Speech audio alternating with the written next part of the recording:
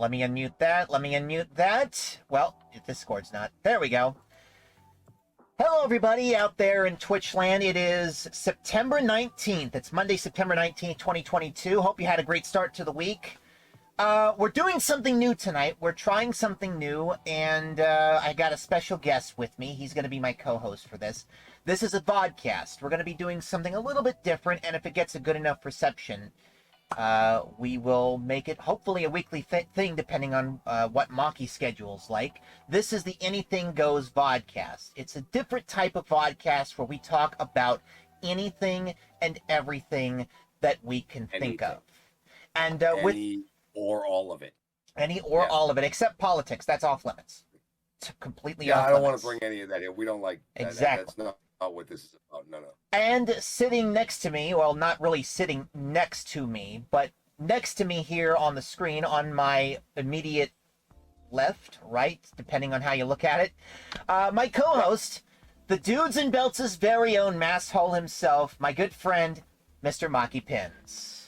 What is up, young man? How you doing tonight, Hunter? I am doing fantastic. It's great to be doing this with you. I am so delighted. This is our first episode, and hopefully the first of many to come. Exactly. Let's hope to that. Let's have a good time tonight, though, because I need a good time. I started out bowling like absolute poop earlier tonight. We bowled our bowling league here at my bowling alley Riverwalk, and it was a bad time for me. Oh boy! I didn't get any of the hangover luck from last night from playing Millionaire. Oh yeah. I used it all last night. Tonight the pins hated me. Yeah, that was unfortunate. What was your best string tonight? Out of curiosity. Oh my goodness! So here in Candlepin, my average is around 115, and tonight I threw a 101, I threw a 94, and I threw a 99. Ugh. Well, I mean, you did better than me in 10 pins, so that's something at least. Not so good. Well, that's okay. We're bowling the league here. It was only the second night of the season. We usually start the leagues in early September, so I was looking forward to this because I figured I was having way more fun here tonight than I did throwing. A couple of my other buddies, though, bowled in the house tonight. They had a good time. They bowled pretty well. Yeah, awesome. So at least some people were having fun. Thank you, by the way, Sin, for the shout-out for MahkyPinz. He streams on occasion by himself, but of course, as you know, he's usually on not Johnny's channel, but the RMP channel with Dudes and Belts. Tonight we're doing something a little bit different. We're doing a vodcast, and we're going to kick things off. Let's talk about that millionaire game. That was exciting. That was exciting. I had the great pleasure of hosting Who Wants to Be a Millionaire for Mahky last night. And for those of you that missed it, you missed one hell of a game. Actually, you missed three. You missed three hells of a game because we had to do it 3 times. Well, there was a couple instances of chicanery, and as one would say, a certain word that's kind of drifting around the channels, there was a bit of horse cockery. Horse cockery.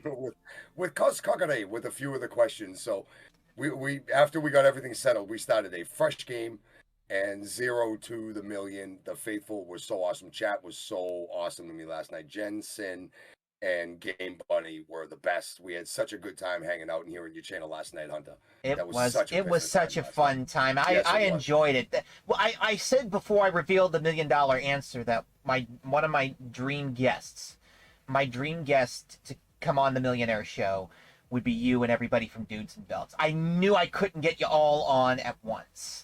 I was hoping to do it on so many dudes. Yeah. There's so much dude to try to get it all in one place.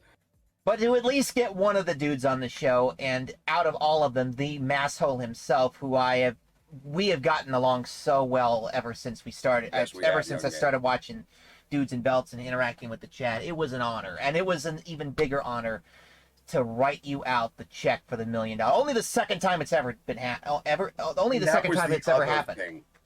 That was the other reason. I remember when you were doing it, months ago, and all the guys, a lot of the RMP were playing Millionaire, and Damon Ace, of all friggin' people, was the only one to get to the million. That knucklehead sometimes. Sometimes those guys just get all the luck, like not taking anything away. We've actually talked about him. He's smart. He is. He's calculated, and he uses the grape. He really does. He does. But I could not let him. There was nothing Boston inside of me that was going to let that knucklehead stay on top of that ladder for that long. That wasn't happening now. It was just a matter of time. So thank you. I got my chance last night and came through. Yes. Came through. Came through with the help of Yaden, who Great popped time. in late in the run. Came through with the help of Yep. everybody in chat, who were absolutely brilliant with the lifelines.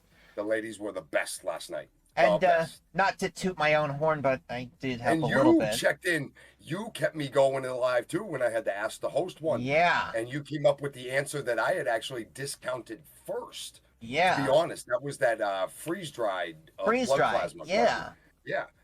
Now, and I had discounted that first for some silly reason. Yeah, and But how you came silly up were with you? How silly were you to do that? Yeah, lots. Thank you for having seen what you saw and helping a man out. I appreciate that. Yeah, There's 10,000 coming to each one of you out of that million I just got. I appreciate every single one of you. Yeah. Oh, by the way, As soon as I get them virtual bucks. Speaking of which, did you get that check printed out yet? No, not quite Not yet. yet. Like I said, All I got to right. get it to a place to print it in color. I only have a black and white here at the bowling. All the score sheets and stuff for the bowlers, we just do in black and white. That deserves the color print. Oh, And that a little definitely. frame behind where my belt is, that's covering a file cabinet. Yeah, and that's I've got frames in it. That's going up in that little corner, like right there. yeah, that's gonna be going up there. a prominent feature of your dudes in belt set once you get that up. Oh, it has to be. It has to be. Like I said, I'm one of only two. Mm-hmm. Absolutely. That was such a good time the last night. It That was. was I was feeling the heartbeat and I was getting the goosebumps and stuff. I was trying to take it as serious as possible. I know it's not for real money. Like I said, The if it was money's for not real, money, but the excitement. Oh man. the excitement is 100% legitimately real. Yes, it is. If I was ever in the real hot seat, though, I would have guaranteed had a heart attack in that chair if it was legit for $1 million. Yeah, I know, right? I think anybody would. I can't believe somebody hasn't peed their pants live on TV yet. Remaster One Up mentioned, because Mr. Fourth Row posted a picture of his $100,000 check, but he was on the show about a month or so ago. Remaster said this: that I have the voice for being a game show host. You do. You have Says- a good cadence and you have the voice too. Yeah, you do. He said that you forget that it's not a real show until you find out, oh, the check's in virtual money. That's how good he thinks I am. You know, you're not wrong. Like I said, it had its real feel, like it was really real for a second, and you just had to tell yourself it wasn't for real money. But No. it's not the point of the money. You're playing the game at that point. It's not about the fake bucks. It's just getting to the top. Exactly. So it's kind of a thing. It really is. He's not wrong. So it was very fun, exciting. It was It fun, really was. and I about had a heart attack too when we got to that 500,000 and eventually the million, because I was so afraid you were going to get the wrong answer, and then that would have just been Those are the risks we take in life. You got to at least get there and make the attempt. Like I said, the whole time I didn't have a mindset. I did not want to walk away. I did not No, want to walk away. I would rather get knew it. wrong and go for it than walk away. If it was for real dollars, we're talking a totally different game. But we were going for it. You were going for the it felt glory. Good to go for it. And you hosted a great show. You made it seem really real, mentioning the lifeline the way you did. Like you hosted a really, really good show. And I know you've been playing games like your whole life. I have. And you've obviously watched enough TV game show and you got the cadence down. I find a lot of people who grew up play. Did you grow up playing like games with your family, like different board games and stuff? Not really. Like when you were kind of kids? My family really didn't get much into games when I was a kid, and they got as I've gotten older, they've started getting more and more into it. Lately, my mom and I have really been enjoying playing games of Jeopardy. I have a classroom Jeopardy kit. The classroom Jeopardy system where teachers can make their own games and they can play them with their students. I do these for at-home games. I'll probably show it to you sometime down the line on after a Dudes and Belts if you want me to come back in and talk for a little bit. I'll show it off. Those guys don't want to play me in a game of Jeopardy. Oh no. They don't want.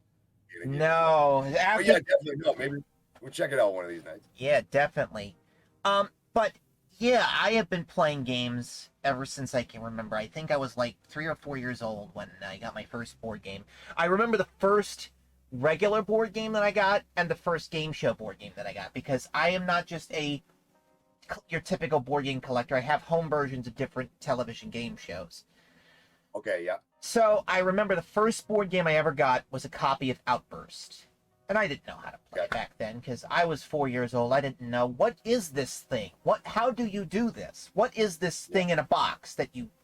And eventually it turns out it was a game, and I started getting hooked on them. And the first game show game, I think it was a 77, 78 copy of the $20,000 Pyramid. We're talking old school. When I was a kid, that was one of my favorites on TV, The Pyramid, with Dick Clark hosting the $25,000 Pyramid game. Oh, yeah. I love that show. It's back on ABC with Michael Strahan, and I hear it's still as good as ever. They modernized everything, and it's great. The format of that game is very, very cool. You depend on a teammate and everything else. It's a very cool game. Yeah, one of my favorite shows. One of my favorites. I've always been a fan of game shows ever since I can remember. Yep. First game show I ever watched, and I'm still a fan of it to this day, is Wheel of Fortune. Always been my favorite. That is the classic. You know, Wheel and Jeopardy are the classics, but I think Wheel of Fortune, has that's more of the cultural game. It'd be the 51 of the 49 if you ranked them out of 100. Yeah. The majority would be that little bit towards Wheel of Fortune. Yeah. Vanna White, iconic, the whole idea of the big wheel. Yeah. It was always a favorite of mine from an early age. I was 2 years old when I first started watching it, and people, toddlers, they, typical toddlers, they learn their ABCs and their 1, 2, 3s and their colors watching Big Bird and Elmo on Sesame Street. Me, I learned mine watching Pat and Vanna. There you go. Because there you got it all. You got it all in one. You got the numbers on the wheel. You got the colors on the wheel. You got the letters over on the puzzle board. Hey, you're learning stuff.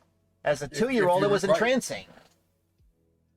And as a 27-year-old, it's still very much a popular favorite of mine. With the bright colors and the sounds and the music that are on, it's no wonder kids can gravitate towards that. Exactly. Very much so. Another one of my favorite shows, and I know it's an old one, but it's always been a favorite of mine for as long as I can remember, is Pressure Luck. Pressure Luck was always one of my favorites. Oh, my wife was watching the stream right now. We have sat and binged Pressure Luck. One of the greatest game shows on television in history. Exactly. The new one on ABC with Elizabeth Banks. Oh, you don't think it's good. Oh man, this is where we have this is our first disagreement of the series, everybody. This is our first disagreement. If it's the same series I'm thinking about, and I think I've sat and watched, my wife and I have watched it, it's different enough where not a fan. I enjoy the old school traditional Pressure Luck game. That it's one of the best game shows to watch on TV. Dramatic. You never know when somebody's going to hit the whammy. Yeah. Did you, and you have to know this being a game show guy and a historian of it and such like that. Do you remember the man who figured out the system? Yes. Michael Larson.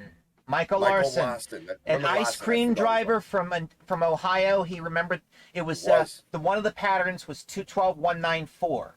And that 4 space was the big buck space, the 3, the 4, and the 5,000 in a spin. Mm-hmm. Racked up $110,237 in cash and prizes, which was unheard of for 1984. It really was. You see people leave the show, those old shows, right? With $25,000 was amazing. The average was anywhere probably 10 to 12, maybe 15 if somebody had a really good game. Every once in a while, you'd see somebody leave with a little over 20 because they'd hit the 5,000 a couple of times, but that was rare. He just kept hitting it and hitting it and hitting it in both rounds too. Yeah, the first spin, incidentally, the first spin he hit was a whammy, but that was the only whammy he hit. After that, it was just nothing but money, money, money, money.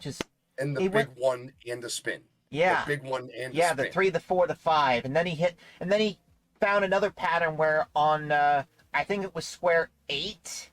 There was 500 in a spin, 750 in a spin, 1,000 in a spin. So he knew there were 2 spaces on the board that were free of whammies and earned yourself an extra spin regardless of what was there in the box. Even if it's a small amount, even the 700s or the 500s, they start adding up if you hit 4 or 5, 6 of them in a row. I think 2-3 grand right there, plus 5 spins. I think he took like 40 or 50 spins in a row without a whammy. And they had to split the thing up into 2 episodes. And the ironic thing was the first one was on a Friday, so everybody had to wait until the following Monday to see how it turned out. But man, that was unheard of. And the CBS standards and practices thought he was cheating. He didn't cheat. He just gamed the system. It's not cheating. Right, it's not cheating, but it's not exactly honest either for the game show. But there was not he got to keep the money, if I remember. That's correctly. Right. They had no choice but to give him the money. But he had to retire because he was over the limit. At the time, CBS had, I think it was either a $25,000 or a $50,000 limit you could win, and then after you got that much, then you were forced to retire as a champion, no matter what show it was. No, and I remember seeing that he got to keep all the money, but they barred him from any other further game show contestant situation ever again. Like he could never come back. But in 1980, what was that? 82, 83? 84. 84. Back then, you got $100,000, $125,000, whatever he got. You didn't need anything for a long, long time. Not at all. Why would he care? Fine, sure, give me the money, write the check. Exactly. He did legit earn it. He earned it. He gamed the system. Initially, CBS was afraid to re-air the episodes in the rerun package for syndication.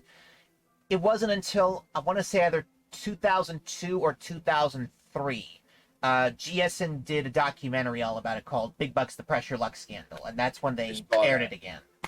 Yep. And it became part of the package. Even when they showed part 2, they had to explain it. Yeah. When they showed it, you remember the host of the show, what was that guy's name? Peter Tamarkin. Yeah, Peter, he was hilarious. I love that guy. He was a great host. He had, like, before part 2 explained it, like, aired, I should say, he came out and explained the entire reason, the entire everything, and it looked unheard of. Something like that was unheard of. It was crazy. Absolutely insane. And it's still one of the most popular and historic moments in game show history. Right up there with John Carpenter's $1 Million win on Millionaire, which was the first time anybody on a primetime quiz show won $1 million. Yep. Anywhere in the world, for that matter. $1 million of anything. Yep. Who Wants to Be a Millionaire? That was the first game show, like, in history that offered $1 million top. Actually, no, it wasn't. The first game show to offer $1 million. Really? It was a show in the 80s. It was kind of like a clone of Wheel of Fortune back in the 80s. It was called The $1 Million Chance of a Lifetime. It was back in 1985, 86. It was a short-lived show. It only ran for like 2 seasons. Married couples competed to solve word puzzles in order to earn money and a chance to play the bonus game. But the trick was the $1 million was hard to win. Only 9 couples ever won the $1 million on the show. Because the thing is, to win the $1 million, you had to become champion for 3 straight days in a row. You had to win the main game, and you had to win the bonus game 3 times in a row to win the $1 million. If you lost at any point, even in the bonus game, you're gone. The whole chance was done. Right. Yeah. But that's basically it. Cool. That was the first game show anywhere to offer $1 million prize. But it wasn't until Who Wants to Be a Millionaire came along in 99 or 98 in the United Kingdom that $1 million game shows really started to take off. And then you had, millionaire clones. Some were good, some were not as good. You had Greed, a revival of 21 on NBC with Maury Povich. Remember Greed. I remember Greed. Weakest Link, which was massive. And then, of course, around 2006, 2007, you had Deal or No Deal, 1 versus 100, Are You Smarter Than a Fifth Grader, those sort of things. I sent in an audition for Deal or No Deal. My wife and I both did. When that came on and it got wicked popular, like, we went online and printed out the application, and we tried so hard getting on that show. Yeah. Did it a couple different times. Doggone it. Things happen. I'm sure my entrance, no matter how many times we did it, I think we did it more than a few times, 4 or 5 times, like send in an entry just to get them to look at it. They were probably in the back of a dumpster or a truck or something with 15 million other entries of people trying to get on the show. So you had to, I don't know what it was, you had to do something that set yourself apart, like big time from an average thing so that you could be on TV and stupid entertaining. And we weren't exactly doing Dudes and Belts in 2006, 7. Yeah. I didn't have the gimmick yet. Nope. And even that I don't think is enough. The MahkyPinz persona didn't come until much, much later after Dio went off the air. Well, Mahky's always been in there. Mahky's always been in there. Mahky's the dude I used to be when I grew up in like the bricks, in the projects back in the day in Somerville, Mass, the city I'm from.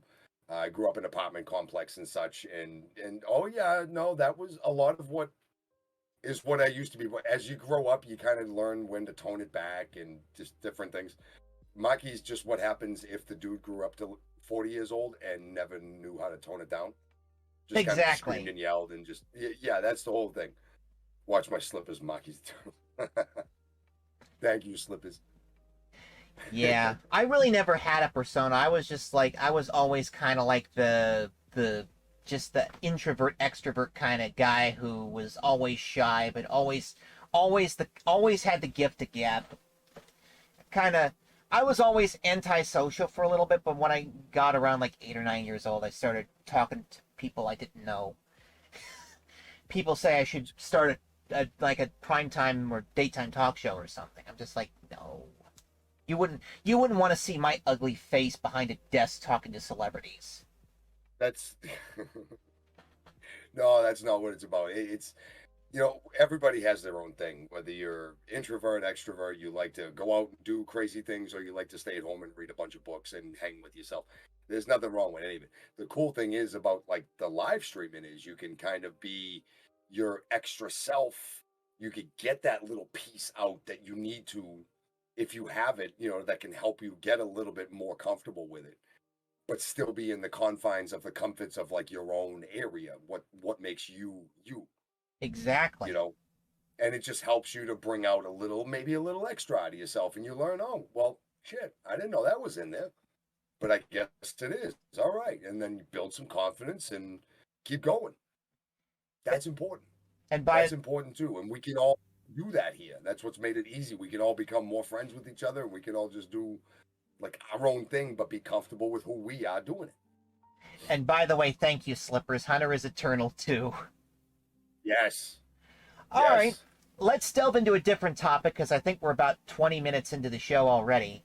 And I don't want to make this all about myself because this is an us show. This is not a me show. This is a we show. No, we've been going back and forth and talking about all different kinds of stuff and everything and all the difference, and it's been fun so far, dude. I want to get into a topic that we already talked about. My topic, the stuff that I'm into, which is the game show stuff. We'll talk about board games maybe the next episode because we got like 20 or so minutes left. But I want to get into something that you're into, and I don't know if a lot of people know this unless they've seen, in the Boston area, if they've seen your old show, Classic Candlepins, or if they've heard about it on Dudes and Belts when you brought up the topic. You're a candlepin bowler. So, yes, I am. So let's just let a little tongue tied here.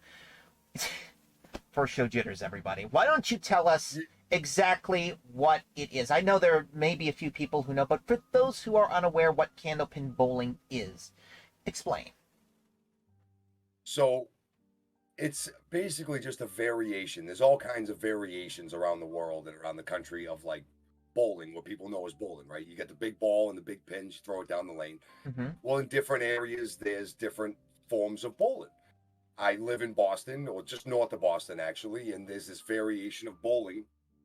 Well, I'll grab this one, even though it has Jeremy's armband on it. That's fine. Called Candlepin. This is Jeremy Wimmer, one of the best refs, Rocky Mountain Pro. Poor guy. May he rest in peace. May he rest in peace forever. But we got armbands. We celebrate him, and we love him and remember him. But this pin that I'm holding is a candlepin bowling pin, right? Right. So the pins in regular bowling in 10-pin, their pins are in the same place. These are just different sizes, same lane, same spots, but these pins are nice and skinny. They're only like 3 inches wide. 10 pins are like 6-7 inches wide. And we use a much smaller ball in relation to the pin. The ball is about 4.5 inches. The pin is almost 1.5 feet tall. So it's a tiny ball hitting a skinny pin that's made out of plastic. And we bowl like that here in New England. We call it candlepin bowling. It is the reason why New Englanders drink coffee. It is the reason why New Englanders have gray hair. It's the reason why New England is a cranky and everything else, because it is the most frustrating form of bowling. It will destroy your mind. It will make you love something that will be the definition of insanity the rest of your life. It is so much fun. There's a community of it. We all love it.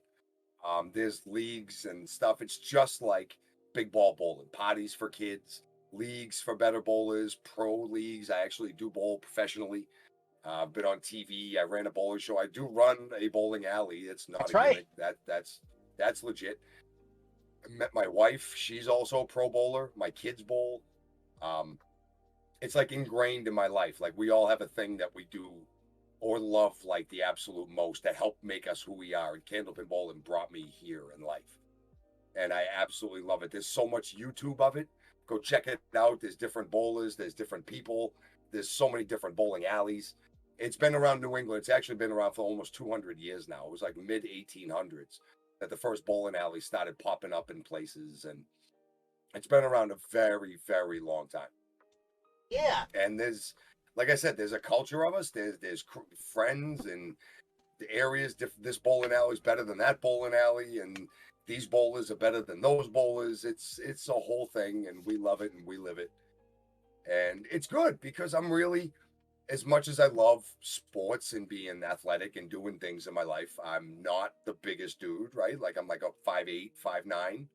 I realized from an early age I wasn't going to be a big, tall athlete. So I always loved baseball. I was the catcher all through school and high school and stuff, but I was never going to make it any farther than that.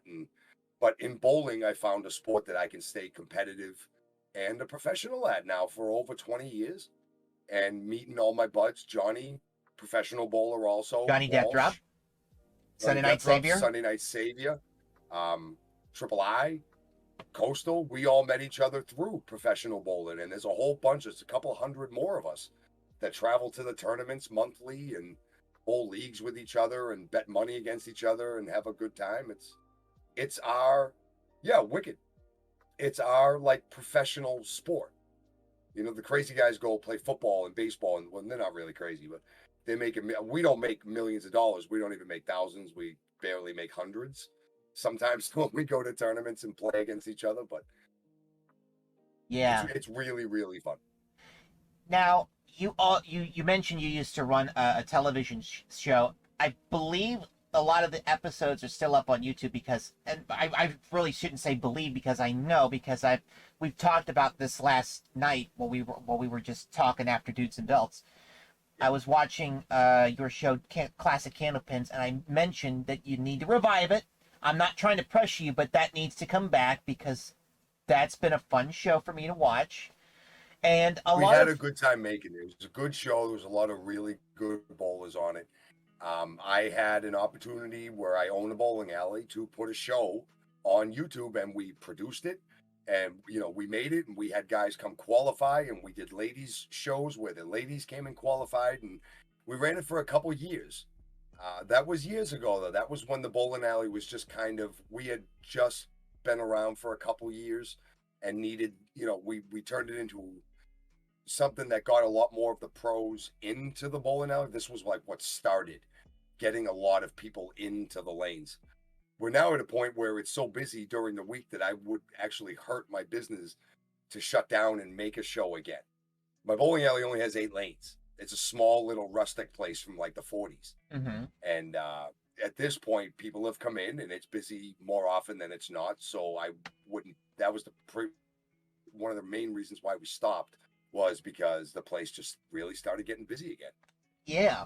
Which is a good problem to have, to be completely honest. Yeah. I mentioned, you know, a lot of the people, you know, at least a couple of the people who are on the Dudes and Belt show, yourself and Johnny Death Drop, you both worked on the show. You were both contestants on the show. Yep. This was before you became sole host, if my memory serves me correctly. Yes.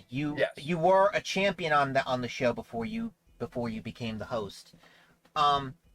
Everybody thought it was rigged. All my buddies were giving me shit. They all thought it was rigged. And, you know, because I owned the bowling alley and I ran the show and my wife was doing the cameras. And everybody thought it was rigged, and it was a boatload of caca. I went. It was horse cockery. It was so much horse cockery, sir. So much, I beg you to understand. I qualified my way on, and I won my matches, and we did a final ladder of champions from throughout the season, and I was the top seed. I just had to win one match, and I had an epic match against a very good friend of mine named Jonathan Boudreau, man about 10 years my junior, 15 years my junior, actually. But he brought it to me, that match. He is known as one of the most elite bowlers around. And we had ourselves a shootout of a bowling match against each other. And that's what you want on a TV show. We wanted to have a good shootout match with a lot of strikes and a lot of spares against each other. And we did. It was good. It was very, very It was good. a lot of fun. I actually got to watch that match. That was very exciting up until the final frame of that final stream. I've been learning the terminology. Wicked good bowler.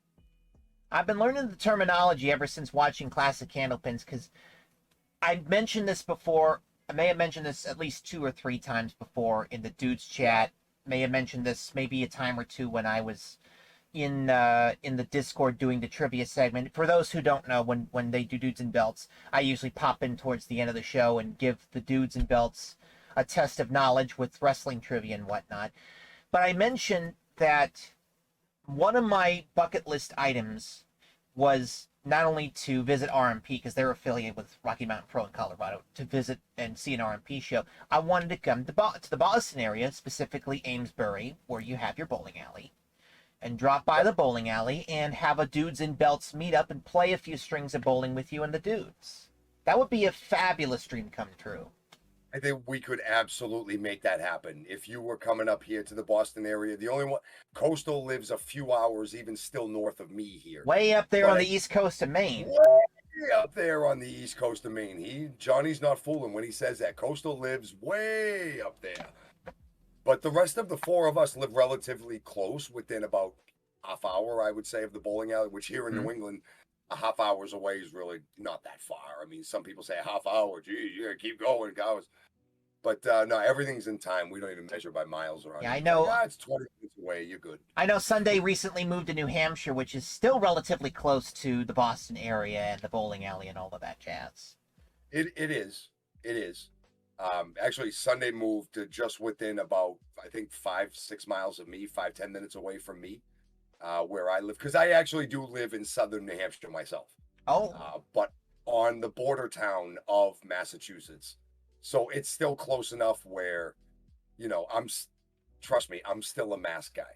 I am still absolutely a Mass. I live in New Hampshire, not against my will. I shouldn't say that, because my wife would punch me in the face if I said that. We found a nice place in a city just on the border.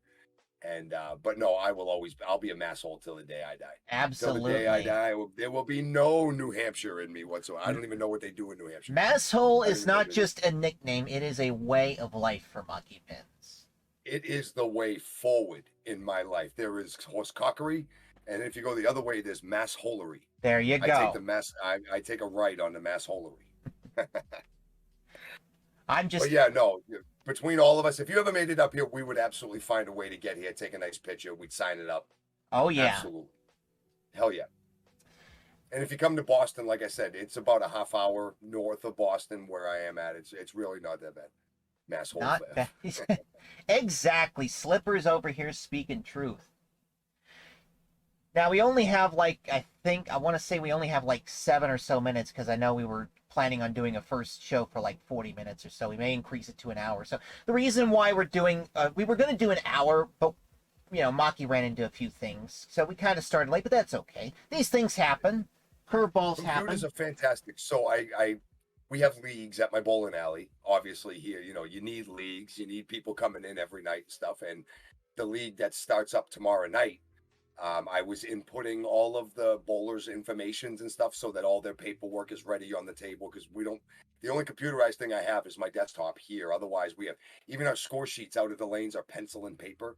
There's no computer cameras that look at it like in 10-pin bowling.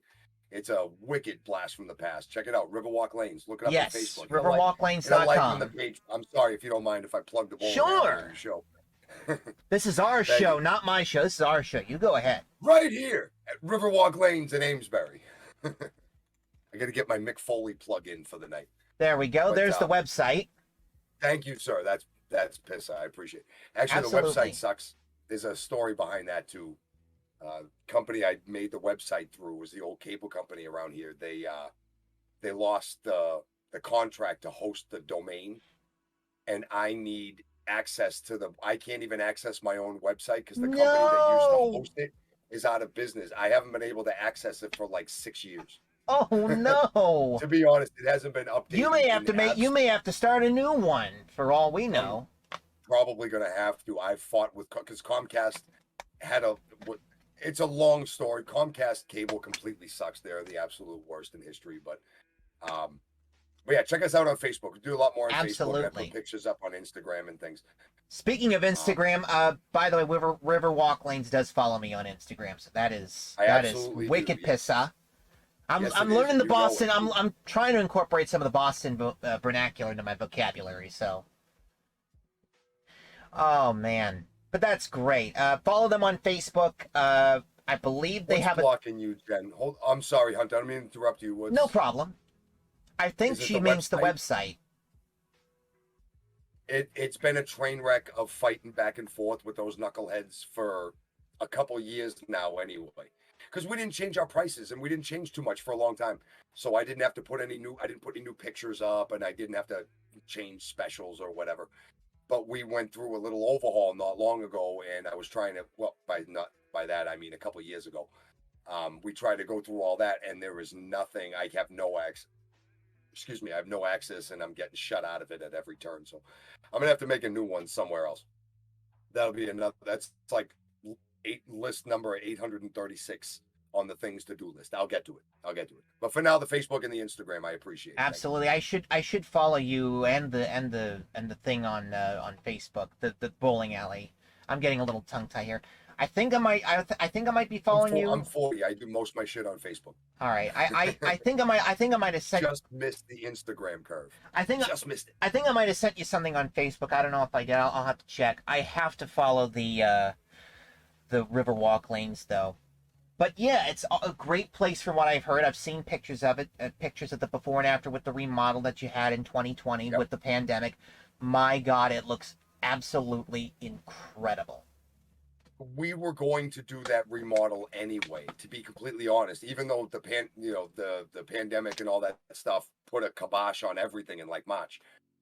The off season for bowling and leagues and stuff is during the summertime, right? Like June, July, August. Right. That's when a lot of people stop their winter, and it gets quiet in bowling. We were going to close the entire month of July. That summer anyway. We were planning. I had been putting money away and allocating and keeping lists of what we needed, because I wanted to build a new counter like we did, change out the floor. And I have some, I'm handy with tools and wrenches and stuff, but I'm not really a carpenter or a floor guy. Like, I'd rather have a buddy if I knew somebody. And luckily I have a bunch of friends who were in the trades who offered to come help. But then the pandemic put everything 4 months, faster in line for what we could do. Hi, Queen. How you doing? Nice to see you. And Lucas is here too. And, a few of my buddies. Lucas, I didn't even see him check in. So yeah, we got some time, and I asked my buddies if they wanted to come and do it, and we did it for a couple months, and it feels like it's still the same old lady. I love the old lady underneath, but she needed a facelift. It had been a long time. And she looks good. Thank you. She feels good too. The pins move good now. We've changed so much and everything else. We're giving this old lady one last go. Bowling alley's been here since the early 40s, the 1940s, and she's showing her age in some places, but that's part of the charm here too. You're walking into the place that's been around almost longer than most of our grandmothers have been around for. Absolutely. So she has her own charm, her own ways about her. It's loud. It's not nice and quiet, dampened like all night. No, you walk in here and like people used to smoke butts all over the place in here back in the day. It was one of them old places. The guys used to come and bowl for money and all that stuff. So there's some history in the building. Yeah, I've seen everything that got put into the work that got put into the remodel and everything.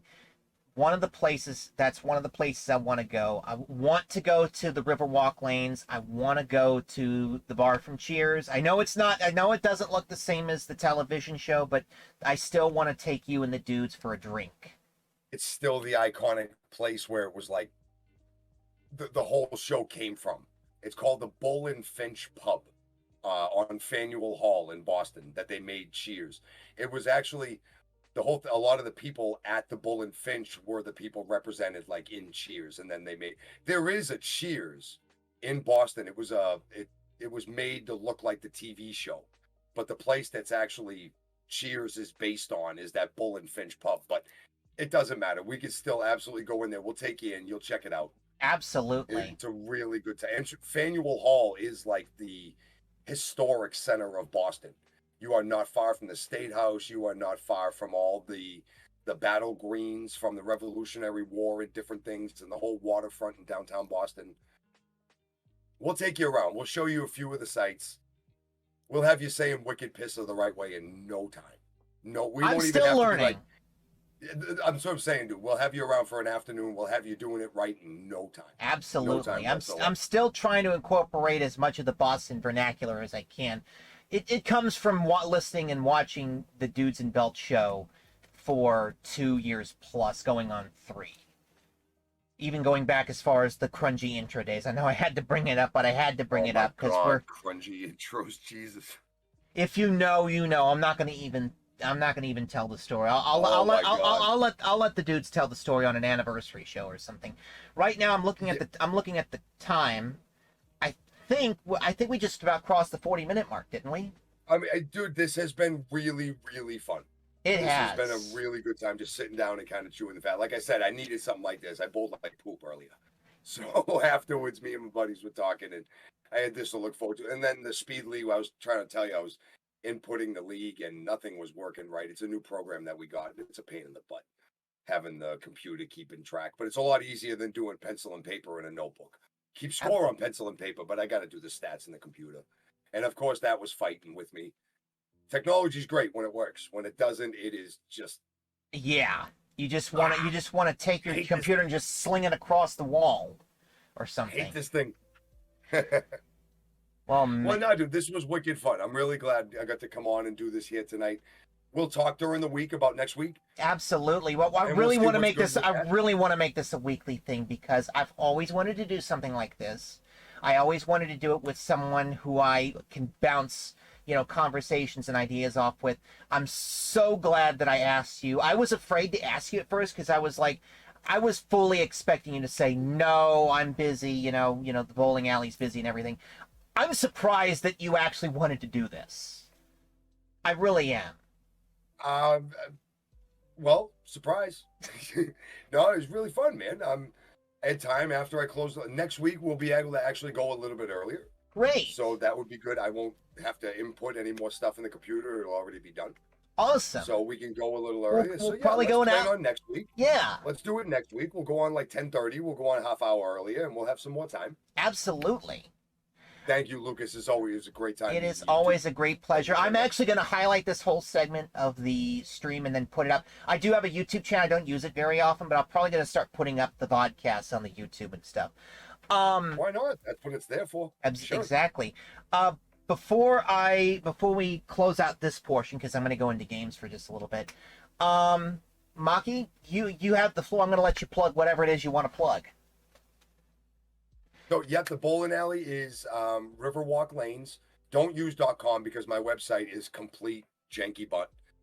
So just leave but follow me on Facebook, please. That'd be great. We post stuff about tournaments and silly things that happen at the lanes and other stuff on Facebook. Riverwalk Lanes, Candlepin Bowling Alley. If you check on it, and it's got a big wooden sign that says Riverwalk and back of a blue, because there are other Riverwalk Lanes. I've searched on Facebook, but with candle pins on the side of it. So give us, hit the thumbs up, like us.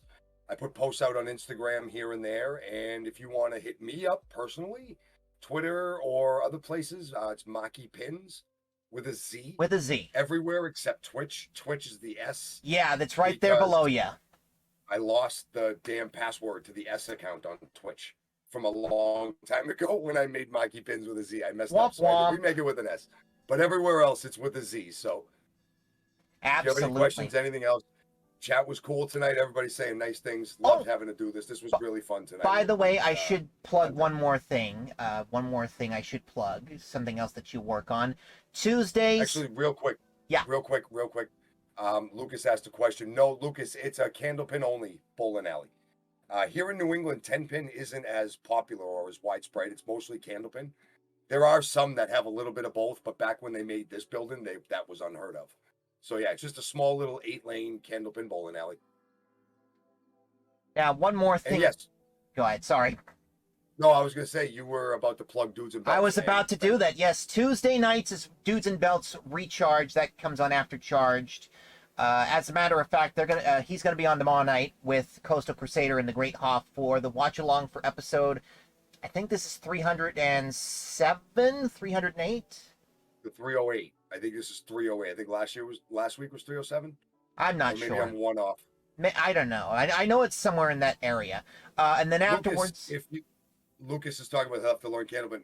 You'll actually be able to talk to, I think Ben is coming up here. Sprouty is coming to New England very, very soon. And if he doesn't come to my bowling alley, I will be absolutely pissed. Sprouty, he's a good dude. He's a tech guy for RMP. Yes. And I think he's coming to Massachusetts for probably a family or a vacation or something. And he better come to the bowling alley. So he'll give you the 101s of how it all works. And I guarantee he comes back with more gray hair than he had because the game is stressful. Absolutely. Tuesday nights is the watch along for Charge with the Great Hoff and with the Coastal Crusader and MahkyPinz. And then right after, Johnny Deathdrop takes over the pilot seat. He hosts the Dudes and Belts Recharged. Mahky will be there along with the Coastal Crusader to give their analysis. And by the way, they have wonderful analysis on the RMP shows. I will never stress that enough. Thursday nights is their live show Ignition. That's on at 8 o'clock. That goes on till 10 o'clock approximately. On the East Coast anyway. We're East Coast. We're East Coast boys. And then at midnight Eastern time, that's 10 o'clock Mountain. That's Dudes and Belts Reignited. Again, it's MahkyPinz and Johnny and Coastal, again giving their analysis on the night. And then Sunday night, that's the night I look forward to every week. Because Sunday nights, the Dudes and Belts Wrestling Chatcast with all of the guys, Johnny, Mahky, Coastal, the Sunday Night Savior, he'll be back soon because he's been making the moves. And he's lifing it up. He just moved, and with the Wi-Fi, things are going good. Actually, I bowled with him. Him and I bowl in the pro team together on Friday nights in our candlepin leagues, and he is doing very well. He's living with his girl Jill and her kids, and they are a very happy family. They're doing well. They just bought their first house together. Yes, and I heard a certain dude was very well. I heard a certain dude was helping them find the house. If you know, you know. Sunday will be on when he gets back, and of course the Infinite One himself, Triple I, and that's always a hoot whenever he comes on. I always refer to him as Kramer from Seinfeld with a Boston accent and a shrill singing voice, and if you've heard him with his introductions, you'll know exactly what I mean. You talk about a crunchy intro. Exactly. That's Sunday night, 9 o'clock Eastern Time, 7 o'clock Mountain Standard Time. They do a pre-recorded show. Lucas. Yes. They do a pre-recorded show for the first half, and then for the second half, they're starting to do after hours. Hopefully, when things start, chugging along, they start getting back into it. I'll be back in with the trivia segment because I miss doing the trivia thing with you guys. I have a set of trivia questions that have been hermetically sealed and kept in a mayonnaise jar on Funkin' Wagnall's porch since July of this year, and if you know the reference, bonus points for you. But I appreciate it because I could tell it went down a rabbit hole of something. Yes. If anybody's watched the old Johnny Carson Tonight Show and they watched the Karnak the Magnificent sketches. Anyway. No, Jen, it wasn't Coastal. It was Sunday. Sunday move. Sunday not and Coastal. His girl. Yeah. Coastal's already happy married in the house and But Sunday Night Savior's figuring it all out. He's doing a good job. Exactly, but that's just about it. Of course, I stream 6 nights a week: Sunday, Monday, Tuesday, Wednesdays, Thursdays, Fridays. Sundays and Fridays are at midnight Eastern. I do Jackbox on Friday nights. Tuesdays and Thursdays, I do 2 streams on Tuesdays. Yu-Gi-Oh! Tomorrow night with Hoff and some of my RMP friends. That's at 8 o'clock. And then on the Tuesday and Thursday late nights, I do that right after Dudes and Belts. As soon as you guys start with the outros, that's when I start setting up for my stream. And then let's see, the Wednesdays and Sundays are at 1 a.m. Eastern time. All these times are Eastern, so you may want to, adjust your clocks accordingly. But Mr. Fourth Row checking in. hi, Mr. Fourth Row. The Hideaway is indeed open. We're about to close up shop on our first episode of Anything Goes, but we're going to get into some games here in just a little bit. I think that's about all we have to plug. We just went for about, we went way over time. We went about 10 minutes over. 10 minutes just plugging ourselves. So you let me plug everything in my life. I appreciate you. Thank you much. Of course. And then you got it with yours. Now they know. I hope Hashtag time zone match. Exactly. Yes. I hope the chat enjoyed themselves with this. Many time zones. This is something I've been looking forward to. Mahky, I really hope you enjoy yourself. I hope we get to do this every week because this is so much fun. I hope we get to do this every week. I'm down for next Monday night. We'll do it again next Monday night, a little earlier. We'll have a little more fun. We'll be good. Absolutely. So if you have any topics, we may start doing an AMA at the first of every month. We may start doing like an AMA on the show. Where people throw in questions in chat, and we'll just answer them as honestly as we can. I'm going to get into some games here real quick. We will be back in about maybe 10, 15 minutes. I just got to go ahead and, say goodbye to Mahky and everything. And Mahky, you've been an absolute pleasure, and I'm glad we get to go on this journey together. Thanks. This is cool, man. This is good stuff. Absolutely. Thank you for joining us on our first episode of Anything Goes. We'll be back next Monday night around 10:30, sometime around that time. And sounds about right. We'll talk. Yep. We'll talk about other things. We'll talk anything we can think about. This is literally Anything Goes. That's the name of the show. Love it. Mahky, it was a pleasure. I will be back in about 15 minutes with games. Stick around because you guys are in for a treat. We're going to play some game show games. We're going to have Wheel of Fortune and Family Feud. So, you may want to stick around for that. I got the Xbox versions. I still have to get Coastal a copy of Wheel so we can play together. So, but that's a story for another day. Good. All right, Mahky, thank you for being a wonderful co-host. We'll do this next week. This was awesome. Good stuff, buddy. And for you in the chat, we'll see you back here in about 15 minutes.